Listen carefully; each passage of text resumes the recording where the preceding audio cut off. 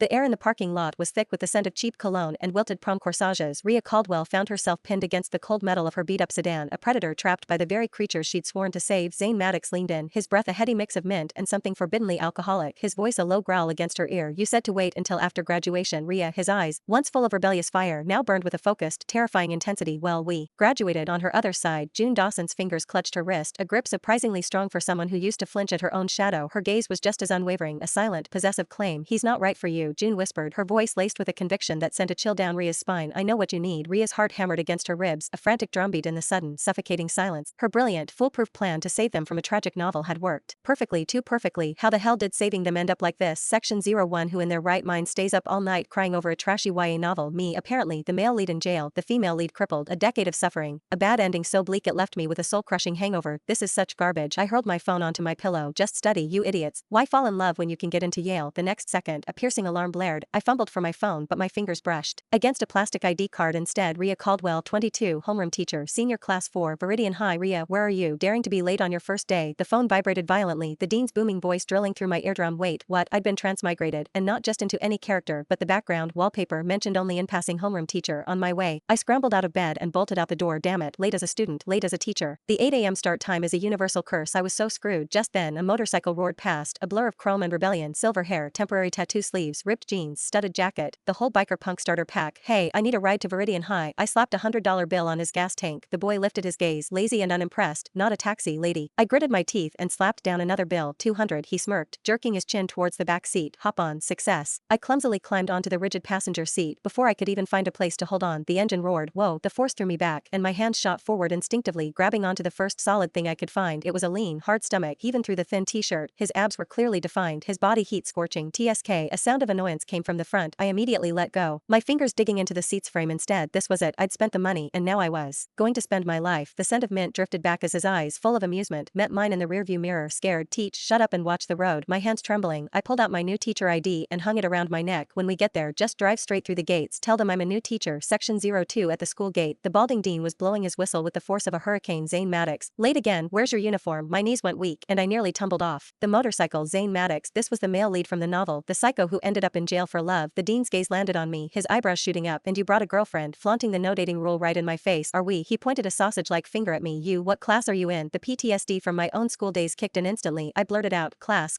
4. I've never seen you before. Wait, what was I doing? I'm a teacher now. I quickly held up my ID. Colleague. The air went dead silent. Zane suddenly leaned close, his breath tickling my ear. Miss Caldwell, should have said so earlier. I would have given you a discount. The heat from his whisper shot down my neck, and I leaped back a good 10 feet. In the end, Zane got demerits, and I got a pay deduction. Damn it, I was royally screwed. I should have just pretended to be a student. Section 03. The moment I pushed open the classroom door, dozens of pairs of eyes shot towards me. The room was chaos. A couple was making out in the back, music was blasting from a speaker, and a paper airplane whizzed past my head. This wasn't a class, it was a zoo. A guy with bleached blonde hair in the back row whistled. Yo, Zane brought a chick to class. She's kinda hot, though. Zane chucked his backpack at him. Are you blind? Can't you see the ID? He slouched into his seat. Beside him, a girl in a faded school uniform whispered, her head bowed low. Zane, you're late again. He scoffed dismissively. None of your damn business. A memory sparked. This was her. The female lead, the one who suffered endlessly, was bullied and eventually had her life destroyed. June Dawson. And right now, she was sitting next to Zane Maddox, a walking, talking disaster magnet. According to the novel's plot, this was where the tragedy began. No, this ship must be sunk immediately. Right now, I had to kill it at the source. I stormed to the podium, my voice booming over the noise. I am your new homeroom teacher, Rhea Caldwell, and in my class, I paused for dramatic effect. There is a strict no dating policy. The classroom erupted. What the hell? She's starting with that. Who is she? The new teacher. She can't tell us who to date. Zane leaned back in his chair, arms crossed, watching the show with a bored expression. I slammed my hand on the desk. And now, we are changing seats. My voice was iron. June Dawson. I pointed. You, front row, all the way to the left. June's pale face was filled with shock, but she just silently stood up and began to gather her things. Her movements were timid, hesitant. Born from a long habit of fear. Zane Maddox. My finger swung towards the silver-haired boy. You, right here, next to the teacher's desk, in your own special seat. The playful smirk on Zane's face froze instantly. He looked at me, then at the VIP seat I'd indicated, a solitary desk pressed right against the chalkboard under my 360-degree no blind spot surveillance. Teacher, quiet, move. I cut him off, leaving no room for argument. To deal with a troublemaker like him, you had to be harder than steel. Zane stared at me, his sharp, rebellious eyes narrowing. After a tense 3-second standoff, he finally let out an annoyed TSK. With a dark expression, he dragged his desk to its new home, the throne of shame. Perfect. One on the far left, one on the far right, separated by the entire classroom. Let's see you pass love notes now. I picked up the class roster, my mind racing through the novel's character relationships. Who was secretly dating whom? Who had a crush on whom? I had to be precise. Nash. I called out the name of the blonde guy who'd catcalled me. You're sitting next to Evelyn. Evelyn was his ex-girlfriend. Nash howled. Teacher, no, anywhere but there, please. quiet, move. Oh, I wasn't done, and Sarah, I continued, pointing to Nash's current girlfriend. You sit in front of them, a perfect triangle. Let the games begin. I mentally reviewed the other couples and secret crushes mentioned in the book. The principle was simple and brutal. Exes become deskmates. Couples get separated by a continent. Secret crushes are placed at opposite poles. You little brats wanted romance. Sorry, class is cancelled. Teacher's been through the ringer, and now I'm here to break all your pathetic little umbrellas. Section 04. The classroom descended into a chaotic symphony of scraping desks and grumbled complaints under my command, and in that chaos, the inevitable happened. As June Dawson walked to her new seat, clutching her books, a sanitary pad slipped out and fluttered to the floor. Hey, big boobs, you dropped your giant band-aid, Nash. The blonde idiot jeered loudly. A few other boys snickered, enjoying the spectacle. June froze, her back hunched, her face deathly pale. She was trembling with humiliation. I remembered the book mentioning how she was constantly ridiculed for her figure, which made her so self-conscious she always wore ill-fitting bras. A white-hot rage shot through me. I slammed my palm on the desk with a deafening crack. What did you just call her? Nash smirked, completely unbothered. I was complimenting her, Miss Caldwell. On her big chest, I let out a cold, humorless laugh. Well, I've noticed you have a pretty big ass, Nash, so from now on, we'll call you Sir Dumps-a-lot. After a brief, stunned silence, ha ha ha ha ha, Sir Dumps-a-lot. Oh my god, the room exploded with laughter. Nash's face turned a shade of violent crimson. I scanned the classroom, my smile vanishing, laughing. You think this is funny? My voice wasn't loud, but it cut through the noise like a knife. From this day forward, in this class, if I ever hear anyone making fun of someone else's body, looks, or any other personal trait, if I hear one more smartass comment, I glared at them, my voice dropping to a low, dangerous tone. First time, your parents are coming to pick you up. You can come back when you learn how to speak like a human being. Second time, you're getting transferred. My classroom is not a recycling bin for trash. The room fell completely silent. My gaze shifted to the pink-wrapped pad on the floor. And another thing, you've never seen a sanitary pad before. What's so funny about it? Weren't you all born from women? A girl getting her period and using a pad is as normal as eating and breathing. If I ever hear a boy making a joke about this again, one single smartass word, I raised my hand and pointed at the small pad by June's feet, my voice suddenly booming. I will have the girls in this class stick a pad directly onto his face so he can learn some damn respect. The declaration hung in the air, absolute and final. After a moment of stunned silence, yeah. You go, Miss Caldwell, we support you. Many of the girls' eyes were shining. Looking